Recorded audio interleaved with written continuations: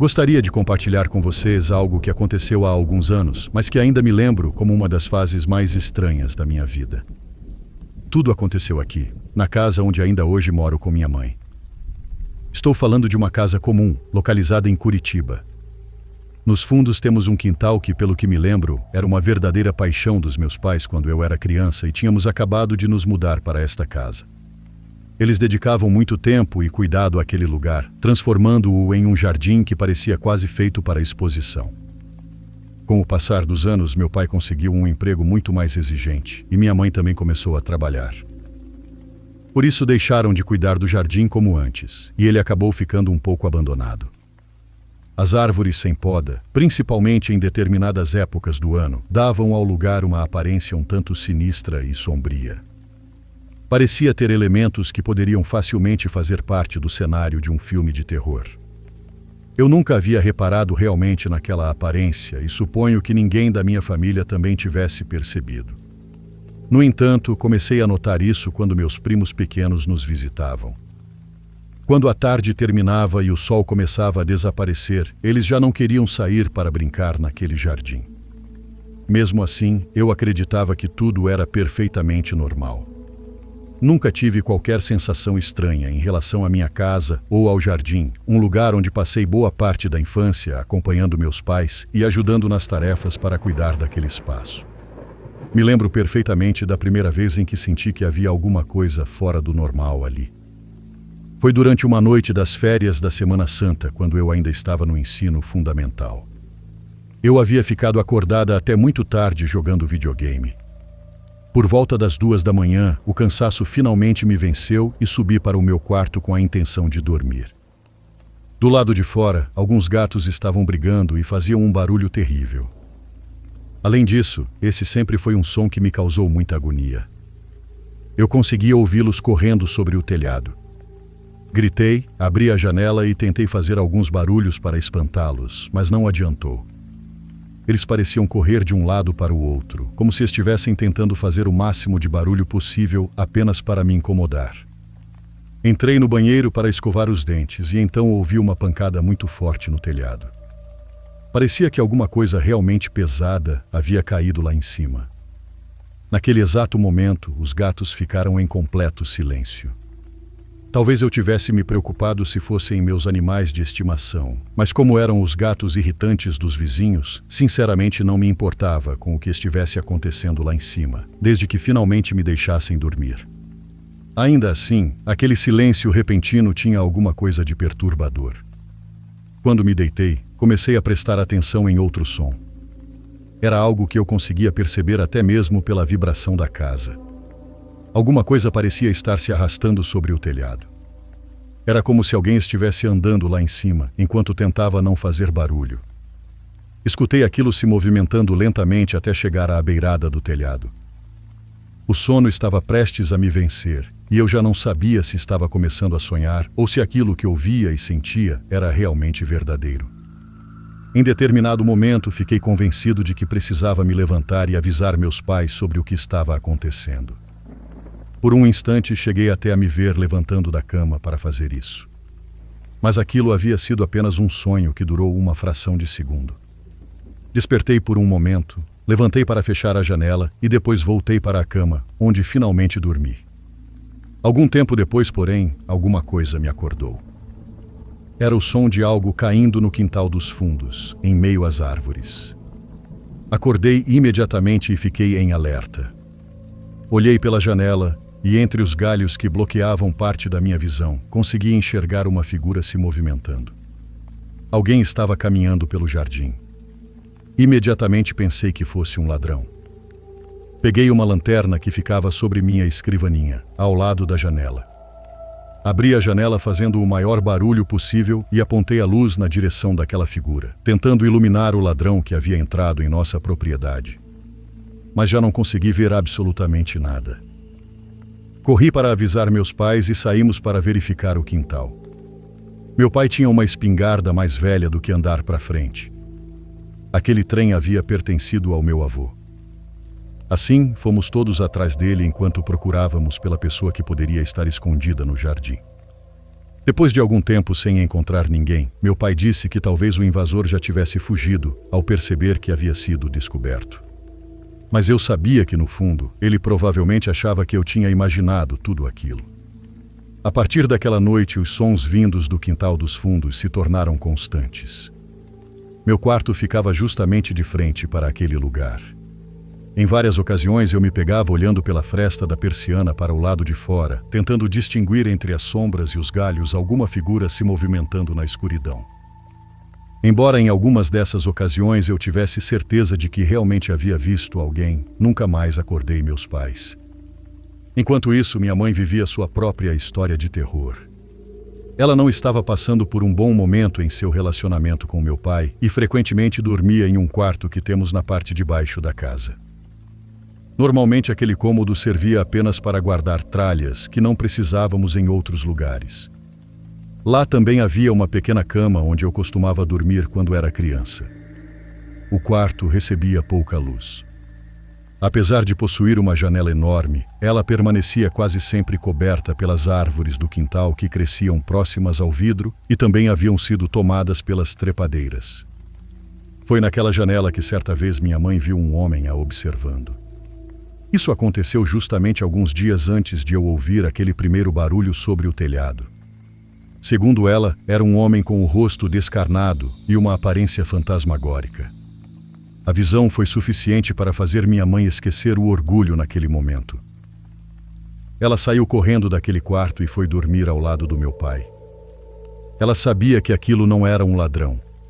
Era alguma coisa contra a qual não poderíamos nos defender usando a velha espingarda do meu avô. Por ser uma católica muito devota, minha mãe começou a acreditar que aquela presença poderia ser um demônio. Na cabeça dela, talvez fosse algum tipo de castigo por ter começado a pensar em se divorciar e, consequentemente, romper os votos sagrados do casamento. Eu não sei o que realmente era aquela coisa, mas eu também vi aquele homem sorridente no quintal. Eu o vi espiando por trás das árvores. Talvez estivesse debochando de nós, que ainda tentávamos acreditar que tudo aquilo não passava de nossa imaginação. Algum tempo depois, uma das minhas primas, Valéria, ganhou um torneio de judô. Para parabenizá-la, minha mãe preparou um jantar aqui em casa. Camila, sua irmã mais nova, tinha quase 4 anos naquela época. Durante aquela noite, ela não parava de correr de dentro da casa para o quintal da frente e depois para o quintal dos fundos. Parecia não encontrar outra maneira de gastar toda aquela energia, já que era a única criança daquela idade presente naquela noite. De repente, o silêncio completo dela chamou nossa atenção. Percebi que Camila havia corrido para o quintal dos fundos e então a perdi de vista. Foi quando um grito tomado pelo terror fez todos nós corrermos em sua direção. Minha tia encontrou a menina no escuro e imediatamente a levou para dentro da casa.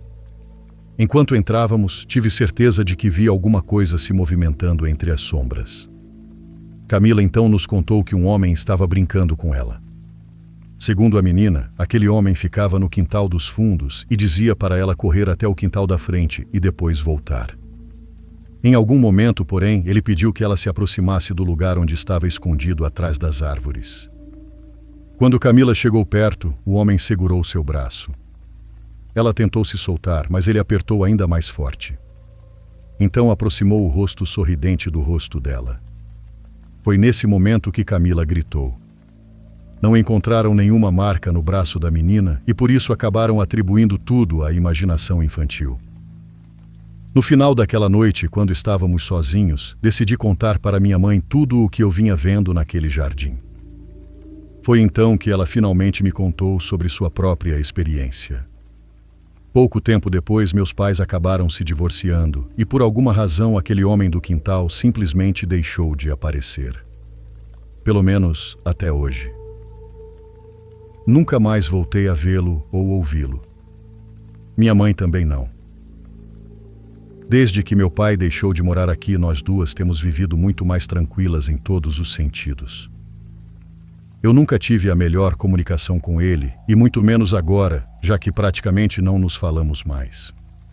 Mesmo assim, existe uma coisa que ainda desperta minha curiosidade. Gostaria de saber se em algum momento meu pai também chegou a perceber aquela presença. Aquele ser que, durante algum tempo, habitou o nosso jardim.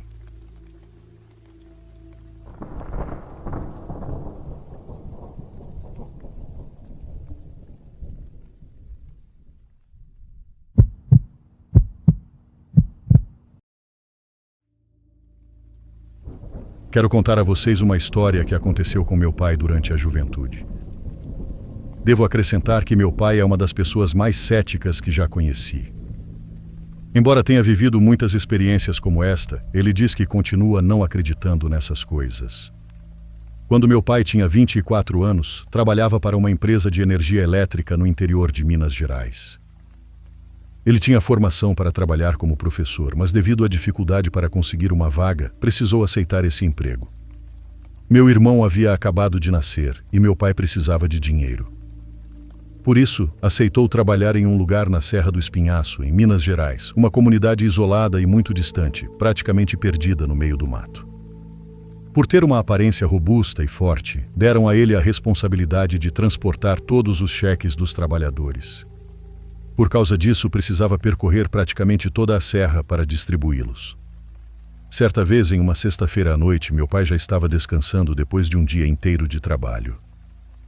Eram por volta das 9 da noite quando alguém bateu com força em sua porta. Estranhando aquilo, meu pai perguntou quem era. Enquanto se aproximava para abrir, ouviu alguém responder que era Estevão e pedir para que abrisse a porta. Estevão era o chefe imediato do meu pai naquela época. Assim que entrou, disse que precisava urgentemente que meu pai realizasse um trabalho. Queria que ele fosse entregar um dinheiro a uma brigada que estava em uma comunidade a algumas horas dali. Era imprescindível que recebessem o dinheiro naquela mesma noite, porque precisavam urgentemente fazer a dispensa. Estevão ainda prometeu pagar o dobro pelas horas trabalhadas, caso fosse necessário. Como precisava do dinheiro, meu pai aceitou a proposta, mas colocou uma condição. Alguém teria que levá-lo. Então, o chefe colocou à disposição um dos motoristas e uma caminhonete com caçamba que já estava um pouco desgastada pelo tempo. Foi assim que meu pai e o motorista começaram a viagem. O motorista permanecia muito calado e o ambiente dentro da caminhonete parecia tenso e pesado. O caminho era escuro e feito apenas de terra. Pela janela era possível observar pequenos olhos brilhantes de vários tamanhos, pertencentes aos animais noturnos que perambulavam pela vegetação densa daquele lugar. Já passava da meia-noite quando chegaram à comunidade onde os trabalhadores haviam sido vistos pela última vez. Para a surpresa deles, porém, os trabalhadores não estavam mais lá. Uma moradora explicou que eles haviam se mudado para outra área.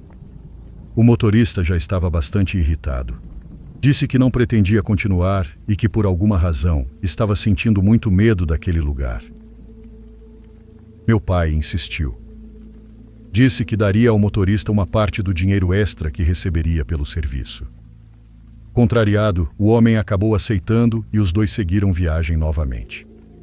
Cerca de 1 hora depois, o motorista gritou desesperado que estavam perdidos. Ele não reconhecia nada ao redor e dizia nunca ter passado por aquele caminho. Assustado, parou completamente a caminhonete no meio do nada. Foi então que meu pai percebeu ao longe um pequeno clarão que parecia vir de uma fogueira.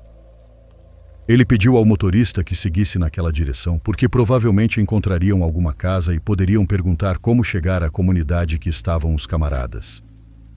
Quando chegaram ao lugar, encontraram na beira da estrada uma casa solitária, humilde e muito pequena. Ela era feita de varas, galhos e troncos finos. Pelas frestas entre eles, era possível enxergar o que acontecia dentro da casa. Até hoje, meu pai não consegue explicar o que viu naquele lugar. Havia um grupo de idosos usando roupas brancas de tecido rústico. Alguns estavam sentados ao redor de uma grande chama em posições que lembravam meditação. Outros aparentemente estavam nus.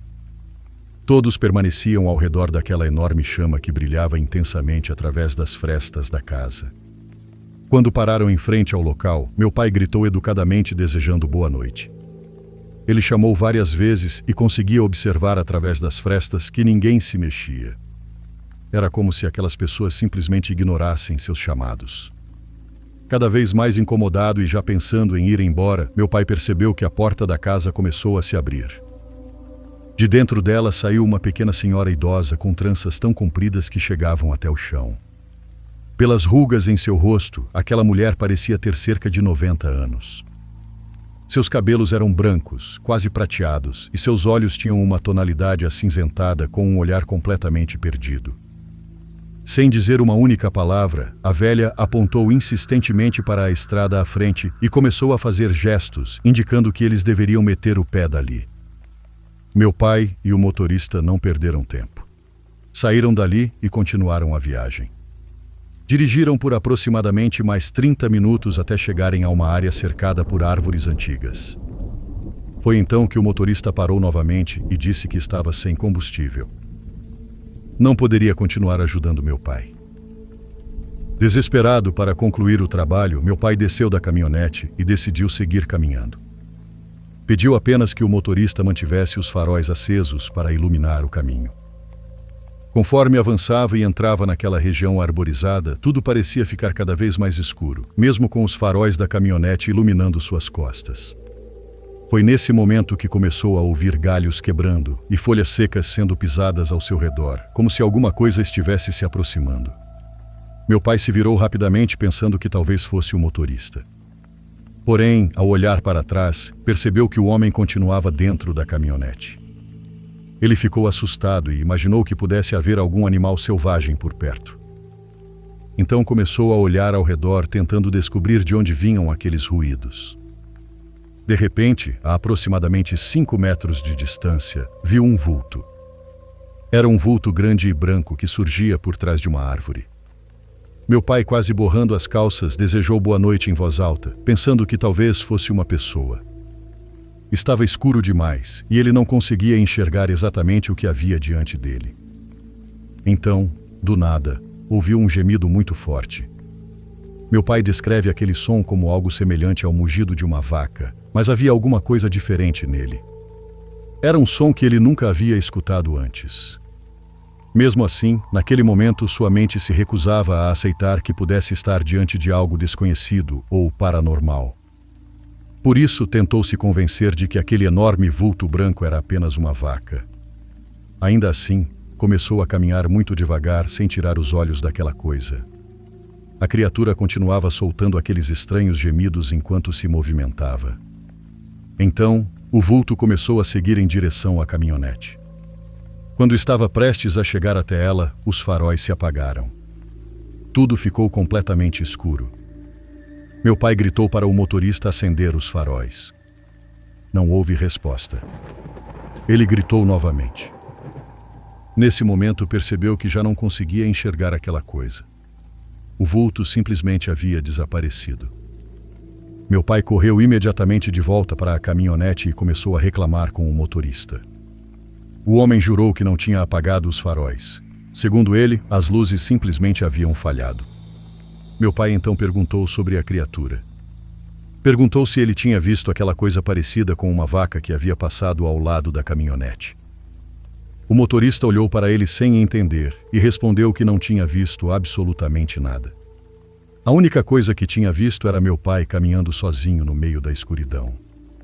Depois disso, meu pai decidiu permanecer dentro da caminhonete junto com o motorista e esperar o amanhecer. Na manhã seguinte, já com mais tranquilidade, ele seguiu caminhando até o vilarejo. Quando chegou lá, contou aos moradores tudo o que havia acontecido durante a madrugada. O que disseram a ele em seguida o deixou gelado.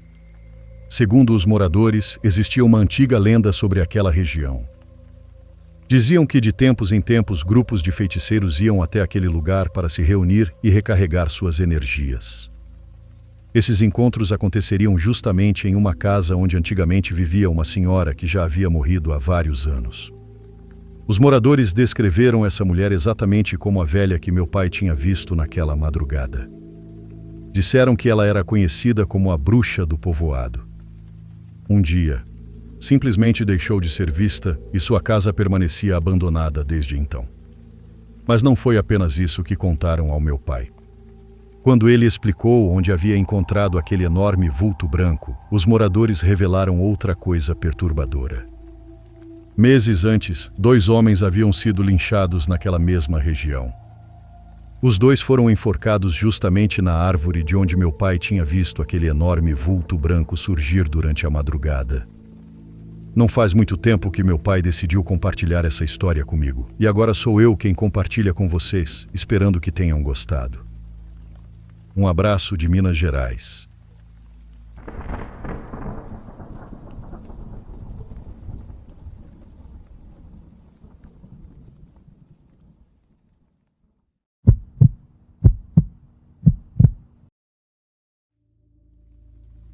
Olá, Diário dos Pesadelos. Meu nome é Ricardo e trabalhei durante muitos anos na polícia de La Pampa, na Argentina. Diferentemente de muitos colegas, sempre fui bastante cético em relação a tudo o que envolvia OVNIs, aparições ou fenômenos estranhos. Na corporação, ouvimos histórias o tempo todo, então, durante boa parte da minha carreira, aprendi a desconfiar de praticamente tudo. No entanto, houve um caso ocorrido dentro da própria polícia que mudou a opinião de muita gente, inclusive de pessoas que trabalhavam havia décadas na região e estavam acostumadas a encontrar explicações racionais para qualquer situação. A história não aconteceu diretamente comigo, mas sim com um colega que eu conhecia muito bem, cujo misterioso desaparecimento mobilizou grande parte da província.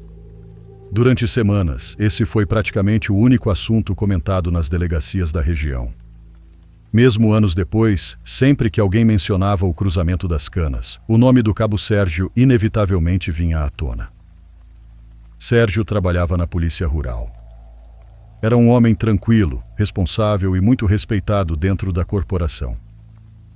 Estava acostumado a percorrer estradas de terra durante a madrugada, atravessar fazendas isoladas e patrulhar áreas onde era possível passar horas sem encontrar uma única pessoa. Conhecia aquela região como poucos, por isso, quando desapareceu em circunstâncias tão estranhas, ninguém conseguiu entender o que havia acontecido.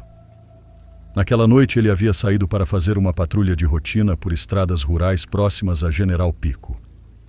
Segundo os registros, já fazia várias horas que estava patrulhando sem qualquer ocorrência, quando chegou a uma área conhecida como o Cruzamento das Canas. Quem conhece o lugar sabe que se trata de uma região bastante isolada, cercada por mata baixa, vegetação densa e estradas secundárias onde a escuridão se torna praticamente absoluta depois do anoitecer. De acordo com o que o próprio Sérgio contou mais tarde, tudo começou quando ele avistou um brilho estranho entre as árvores. Sua primeira reação foi pensar que pudesse haver caçadores ilegais ou alguém realizando alguma atividade criminosa. Isso não era incomum naquele tipo de patrulhamento. Ele parou a motoca, apoiou o capacete em um dos retrovisores e caminhou alguns metros para observar melhor o que estava acontecendo entre a vegetação. Não encontrou absolutamente nada. Segundo explicou depois, o brilho parecia desaparecer toda vez que ele tentava se aproximar. Após vários minutos procurando sem sucesso, decidiu voltar para a moto. Foi nesse momento que tudo começou de verdade. Enquanto caminhava de volta, avistou 2 luzes vermelhas suspensas entre as árvores. Sérgio afirmou que sentiu uma sensação estranha percorrer todo o seu corpo. Descreveu um formigamento intenso que começava nas pernas e subia lentamente até o peito. Também disse que em determinados momentos tinha dificuldade para mover o corpo normalmente. Anos depois, alguns colegas ainda discutiam se aquilo havia sido apenas medo, alguma reação física, uma descarga elétrica ou algo completamente diferente. O que aconteceu em seguida só pôde ser reconstruído por meio de ligações telefônicas. Em algum momento, Sérgio pegou o celular e tentou entrar em contato com outro policial da região. O curioso é que mais tarde, ele não se lembrava de ter feito essa ligação. A primeira pessoa que atendeu foi a esposa do colega, que ele tentava localizar. Segundo o depoimento dela, a voz que ouviu do outro lado da linha soava como se estivesse distorcida ou como se ele estivesse fazendo um enorme esforço para conseguir falar. Ela mal conseguiu entender algumas palavras. A única coisa que ele repetia continuamente era: "Venham para o cruzamento das canas." Quando as primeiras viaturas chegaram ao local, encontraram uma cena difícil de explicar. A moto permanecia exatamente onde Sérgio a havia deixado. O capacete continuava apoiado sobre o retrovisor. O telefone celular estava caído ao lado da moto. Também encontraram o radiocomunicador e a arma de serviço. O que mais chamou a atenção foi que a pistola estava completamente desmontada sobre o chão, com várias peças separadas. Ninguém conseguiu explicar por que alguém faria aquilo em plena situação de emergência. Tudo estava ali. Tudo. Menos Sérgio. Em questão de horas, foi organizada uma enorme operação de buscas. Participaram policiais de diversas cidades, equipes da justiça e vários oficiais superiores que se deslocaram até a região para coordenar os trabalhos.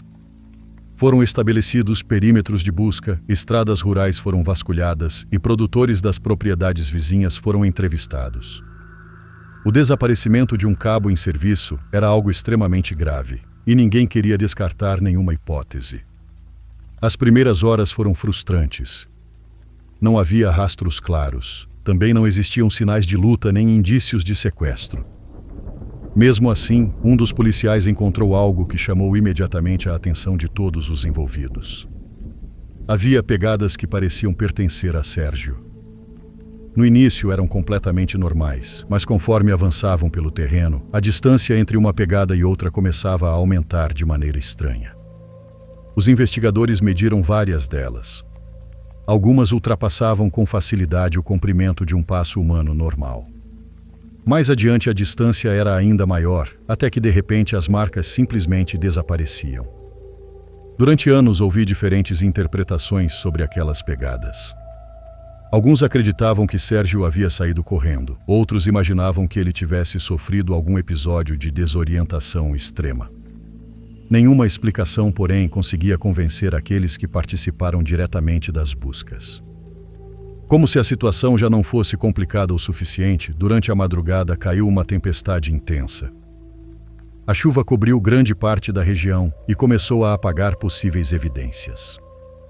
Mesmo assim, as buscas continuaram durante horas. O problema era que a cada minuto que passava diminuíam as chances de encontrar respostas concretas. No dia seguinte aconteceu algo inesperado. Um produtor rural ligou para a polícia informando que havia encontrado um homem sentado à beira de uma estrada vicinal. Quando os primeiros policiais chegaram ao local, descobriram que era Sérgio. Ele estava a dezenas de quilômetros do ponto onde havia desaparecido. A distância era tão grande que parecia impossível imaginar como teria chegado até ali caminhando durante uma noite de tempestade. Todos os que estavam presentes concordam que seu estado era alarmante. Ele não respondia às perguntas de forma coerente e parecia completamente desorientado. Em alguns momentos, ficava olhando fixamente para o chão e evitava encarar as pessoas ao seu redor. Quando reconheceu alguns superiores, desabou emocionalmente.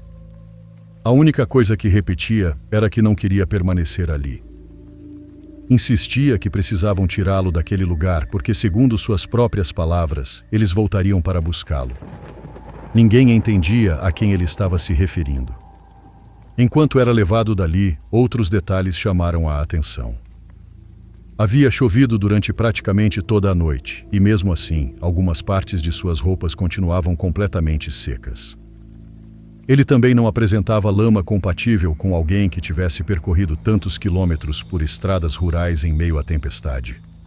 Os policiais que participaram do resgate comentavam que ele sequer tinha a quantidade de galhos, folhas ou restos de vegetação que normalmente ficam presos à roupa de quem atravessa uma mata fechada.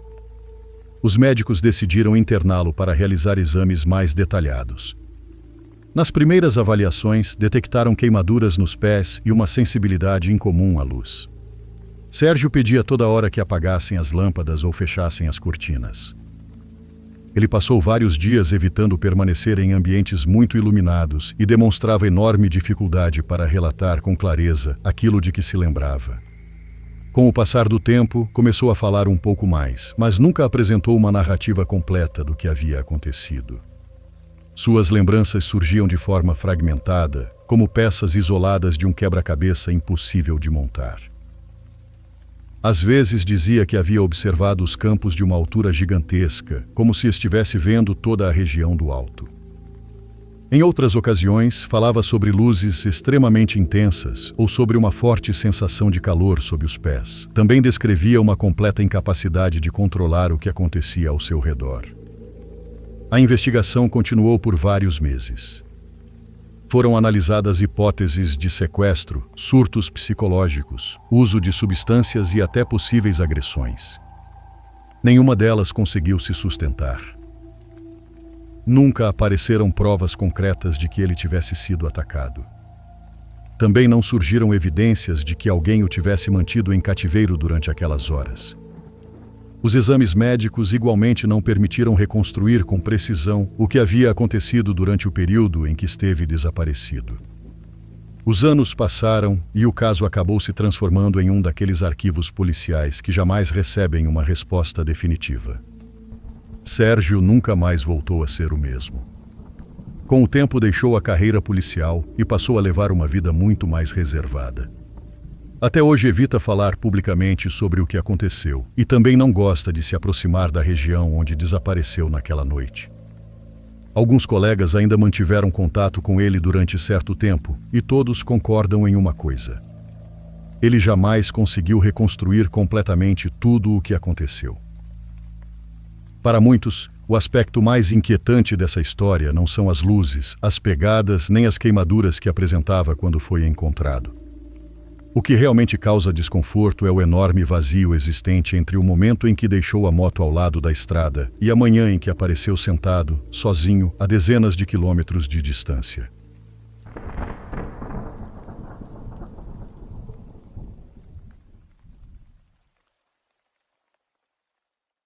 Por favor, curta e se inscreva se você estiver gostando. Agora continuamos.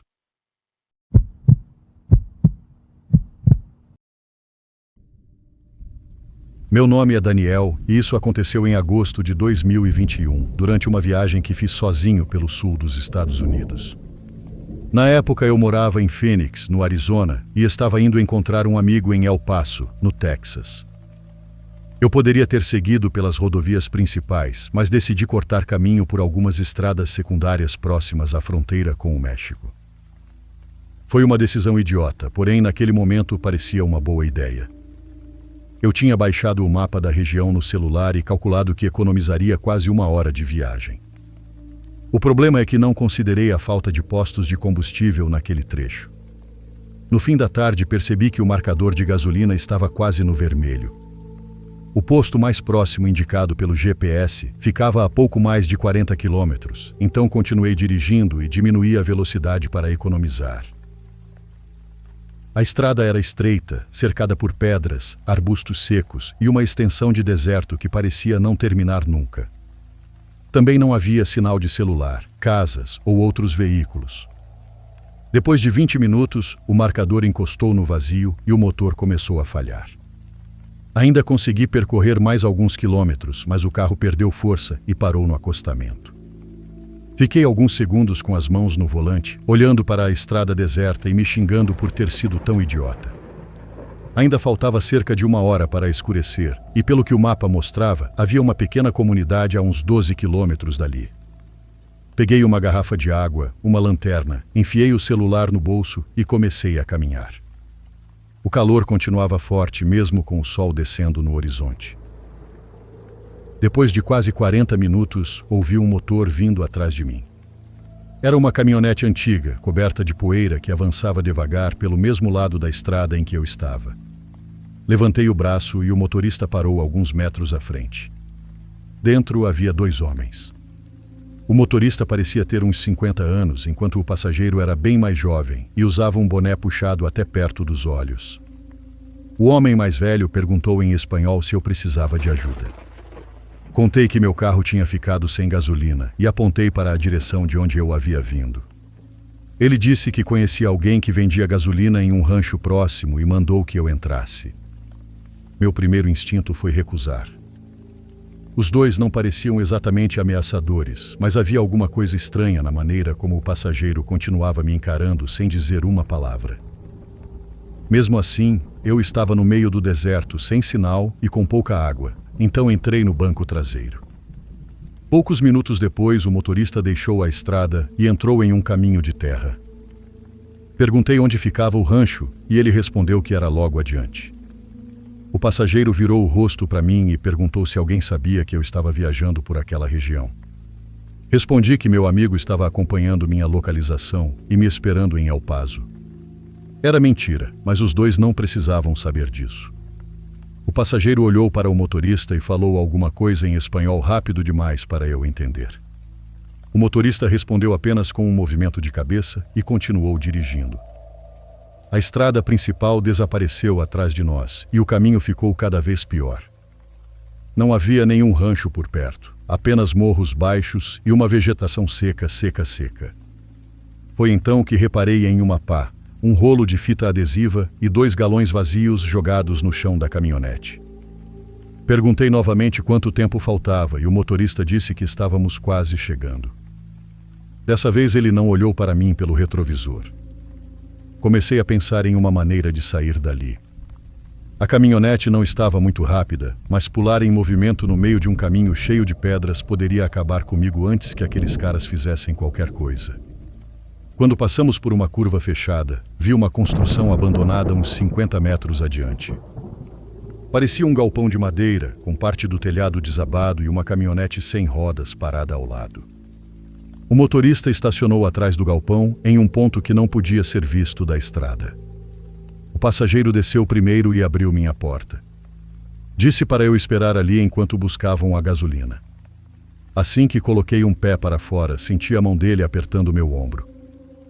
Ele sorriu e falou em inglês que seria melhor deixar meu celular dentro da caminhonete. Eu disse que precisava avisar meu amigo, mas ele apertou meu ombro com mais força e repetiu que eu deveria deixar o aparelho no banco. Naquele momento não tive mais nenhuma dúvida de que não havia combustível algum naquele lugar. Fingi que iria obedecer. Tirei o celular do bolso e quando ele desviou os olhos para o aparelho, acertei seu rosto com a garrafa de metal que carregava. Ele caiu para trás e eu comecei a correr. Ouvi o motorista gritando e logo depois escutei passos vindo atrás de mim. Corri por entre os arbustos tentando alcançar um morro de pedras que ficava do outro lado do terreno. Não olhei para trás até ouvir 2 estouros. Não sei se eram tiros ou apenas alguma coisa sendo batida no galpão, mas continuei correndo até minhas pernas começarem a bambear. Subi o morro usando as mãos e me escondi atrás de uma formação rochosa. O sol já havia desaparecido e a temperatura começou a cair depressa. Lá de cima eu conseguia ver o galpão e os faróis da caminhonete circulando pelo terreno. Os homens estavam me procurando. Coloquei o celular no modo silencioso e tentei encontrar sinal, mas não havia absolutamente nada. Durante quase 1 hora, fiquei agachado atrás das pedras enquanto a caminhonete passava de um lado para o outro. Um momento depois, os faróis se apagaram. O deserto ficou completamente escuro e silencioso. Pensei que eles tivessem desistido, porém alguns minutos depois ouvi pedras se movendo mais abaixo. Alguém estava subindo o morro a pé. Fiquei parado, tentando controlar minha respiração. Os passos se aproximaram devagar até pararem do outro lado da formação rochosa. Então ouvi a voz do homem mais jovem dizendo em inglês que eles só queriam me ajudar. Ele repetiu isso 2 vezes e depois começou a rir bem baixo. Eu conseguia ouvir sua respiração, tão próxima que tive certeza de que ele estava a poucos metros de mim. Meu celular vibrou no bolso. Por algum milagre, uma mensagem havia acabado de chegar. O som estava desligado, mas a vibração pareceu alta demais naquele silêncio. Os passos pararam. Em seguida, o homem começou a contornar as pedras. Não esperei para vê-lo. Desci pelo outro lado do morro, praticamente escorregando, cortei os braços nos arbustos e continuei correndo no escuro. Atrás de mim, ouvi o cara gritando para que eu parasse. Depois de algum tempo, encontrei uma cerca de arame e a segui até avistar uma luz distante. Era uma pequena casa onde vivia um casal. Eles me colocaram para dentro, trancaram a porta e chamaram a polícia usando um telefone. Os policiais chegaram quase 2 horas depois. Quando foram até o galpão, a caminhonete e os 2 homens já tinham desaparecido. Dentro da construção encontraram roupas, documentos de pessoas estrangeiras e várias manchas escuras no chão, mas nunca me disseram se aquilo era sangue ou piche. Meu carro foi encontrado na manhã seguinte, porém não estava mais no lugar onde eu o havia deixado. Alguém o empurrou para fora da estrada e o escondeu atrás da vegetação mais alta. Minha mala havia sido aberta e todos os documentos com meu nome e endereço tinham desaparecido. Os homens nunca foram encontrados. Meses depois, comecei a receber ligações de números desconhecidos durante a madrugada. Ninguém dizia nada, mas às vezes eu ouvia o som de um motor ligado e uma respiração do outro lado da linha. Troquei de número e me mudei de Phoenix pouco tempo depois. Até hoje não sei exatamente o que aqueles homens pretendiam fazer comigo naquele galpão. A única coisa que sei é que eles não me encontraram por acaso naquela estrada. Eles estavam esperando que algum carro ficasse sem gasolina. E naquela noite, o carro escolhido foi o meu.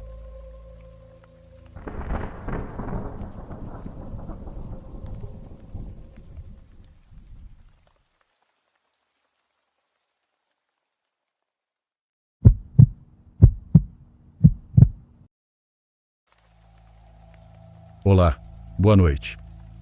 Não vou revelar meu nome por motivos de privacidade. Tenho um relato que aconteceu comigo no ano de 2014. Eu e minha família havíamos nos mudado para uma nova cidade, onde começaríamos nossas vidas do zero. Eu não estava muito animada porque gostava de onde morávamos e tinha muitos amigos na antiga cidade. Naquele ano eu tinha por volta de 14 anos e logo comecei a estudar nessa nova cidade. Eu era uma jovem muito bonita e os amigos do meu irmão viviam me bajulando por isso. Claro que havia algum interesse, mas para mim aquilo não tinha muito significado. Havia um deles que era muito insistente e bem mais velho. Ele tinha por volta de 25 anos na época. Esse sim me dava até nojo às vezes, de tanto que tentava me agradar de um jeito grotesco, como se eu fosse propriedade dele, sem nem ao menos eu querer alguma coisa. No fim de tudo, todos da minha família queriam que eu ficasse com ele porque fazia de tudo para passar uma boa imagem. Ele tinha muito dinheiro na época. Ele me convidou para ir à chácara dele várias vezes. Depois de tanta insistência, acabei indo. Estava toda a família dele lá em um almoço. Tinha churrasco, bebidas e piscina. A chácara era um verdadeiro luxo, coisa de novela. Mas mesmo assim, aquilo não mudou minha ideia de não querer nada com ele. No meio de tudo aquilo, os pais dele claramente não foram com a minha cara. Não sei dizer o motivo, mas já percebi que não era bem-vinda ali. Comemos e em certo momento ele veio até mim e disse: "Lave toda a louça, minha mãe gosta disso." Eu olhei para ele e dei risada da situação. Pensei: quero ver eu lavar a louça de mais de 20 pessoas que estão aqui. Eu, pela primeira vez, teria que mostrar que era prestativa. Aquilo me subiu o sangue. Logo disse que iria embora. Ele aceitou. No caminho, ele ficou o tempo todo com certa melancolia. Sabe aquela pessoa que quer porque quer ficar com você? Era aquele papo chato que vocês já conhecem. Os dias foram passando e eu percebi que comecei a vê-lo de uma forma diferente. Aos poucos fui mudando e acabamos nos casando. Ficamos juntos e, hoje, como eu me arrependo. Mas enfim. No decorrer da história, ele me fez sair da escola, sair da minha casa e morar em outra chácara com ele. Eu não podia sair de casa, muito menos trabalhar. Ele começou a me proibir até de ir à casa da minha mãe. Dizia que eu iria traí-lo e coisas desse tipo. Ele tinha uma paranoia estranha. E eu, inocente na época, simplesmente aceitava. Achava que estava fazendo a coisa certa. Ele saía, sumia e dizia que estava viajando. Era bem estranho. Toda vez inventava uma desculpa dizendo que era por causa do trabalho, mas na verdade não era bem isso. Ele me traía e eu nem imaginava. Agora começa a parte que seria mais macabra e sobrenatural. Com o tempo, comecei a ter sonhos e visões sobre o que estava acontecendo debaixo dos meus olhos. Então, sem ninguém saber, fiz alguns rituais que aqui não vou citar. Depois disso, as coisas começaram a acontecer. Logo, os pais do meu ex-marido tiveram que vender a chácara onde moravam e vieram morar na minha casa. Eles me odiavam e faziam da minha vida um inferno. Então fiz um pedido. Digamos que foi praticamente um ritual de bruxaria. Em uma bela tarde, a mãe dele começou a dizer coisas estranhas. Começaram a ser ouvidos gritos, choros e acusações sobre assuntos muito delicados. Vocês devem imaginar. Virou um caos. Então ela foi tomada por uma força maligna e se transformou completamente.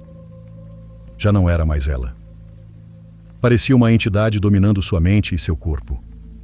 Ela se jogava, gritava e não reconhecia ninguém. Foi o maior escândalo.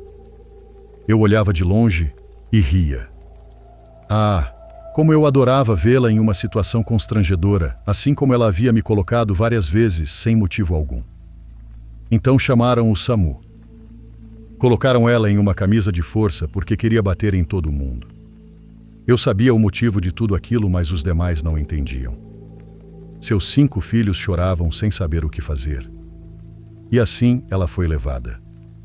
Ficou meses internada e tomando muitos remédios. Logo depois, seu marido morreu sem motivo aparente assim que ela saiu do CAPS. Ela já não sabia mais como era sua própria vida. Esqueceu praticamente de tudo. Vivia dopada, tomando cerca de 23 remédios por semana. Pouco tempo depois, fiquei sabendo das traições. Logo depois, meu ex-marido também foi preso por mexer com coisas erradas, algo que eu nem sabia. Simplesmente tudo se acabou e todos pagaram o preço pelos seus erros. Contei aqui, diário, de uma forma bem resumida. Depois disso, fui viver minha vida e tentei apagar todo o sofrimento que passei com aquelas pessoas. Voltei para a casa da minha mãe. Mesmo assim, comecei a ouvir algumas vozes na minha cabeça, risadas, e também via sombras nos cantos do quarto. Também tinha sonhos. Era como se estivessem dizendo que haviam me ajudado de alguma forma. Eu não tinha medo. Só agradecia às entidades que até hoje acredito que estejam me protegendo de pessoas como eles. Existe um ditado que levo comigo. Para uma pessoa ruim, sempre existe alguém pior. Obrigada por ler meu relato.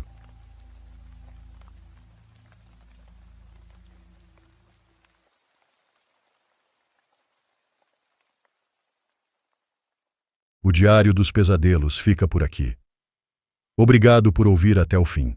Nos vemos no próximo episódio. E lembre-se, não vá ao escuro sozinho.